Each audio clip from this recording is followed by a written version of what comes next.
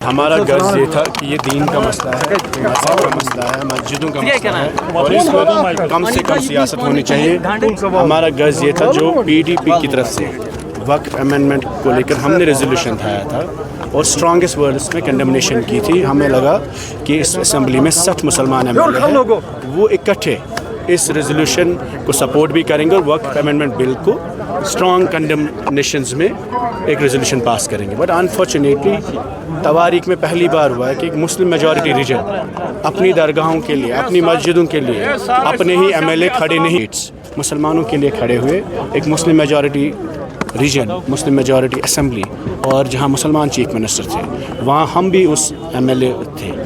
یہ اسمبلی، یہ ایوان اپنے لوگوں کے لیے، اپنی مسجدوں کے لیے، اپنی زیارتوں کے لیے، اپنی مسجدوں کے لیے کھڑا نہیں ہوا۔ یہ بہت ایک ہم سبھی لوگوں کی طرف سے ایک بٹریل ہے اپنی قوم کے ساتھ، اور اس میں ہم لوگ بھی ہیں، چاہے ہم فیل ہوئے، ناکام ہوئے، وجوہات جو بھی ہے تو لیکن قصوروار ہم بھی ہیں۔ کل جب ان زیارتوں کی وجہ سے، جہاں محدث صاحب کی زیارت ہو، جہاں درگاہ کی زیارت ہو، یا آج ہمارے خانقاہ مولا کی بات ہوتی ہے، یا جامع مسجد کی بات ہوتی ہے، یا شیخ العالم کی زیارت ہے، ہزاروں سال سے یہ وہاں پہ کھڑے ہیں، تو ان انسٹیٹیوشنز پہ اگر کوئی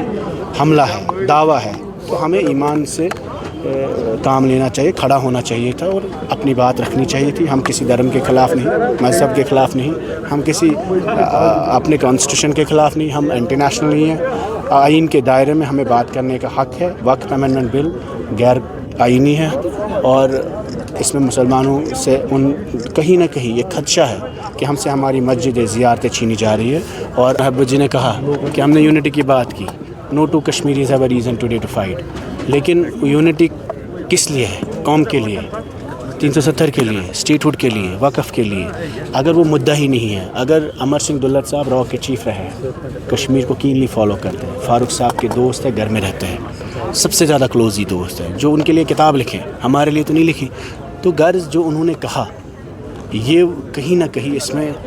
بہت سنسنی خیز خلاصہ ہے کہ 5 اگست 2019 سے پہلے، ایبروگیشن سے پہلے فاروق صاحب اگر پرائیویٹلی بی جے پی کو مدد کر رہے تھے تو وہ بہت غلط ہے، ان کو قوم سے معافی مانگنی چاہیے۔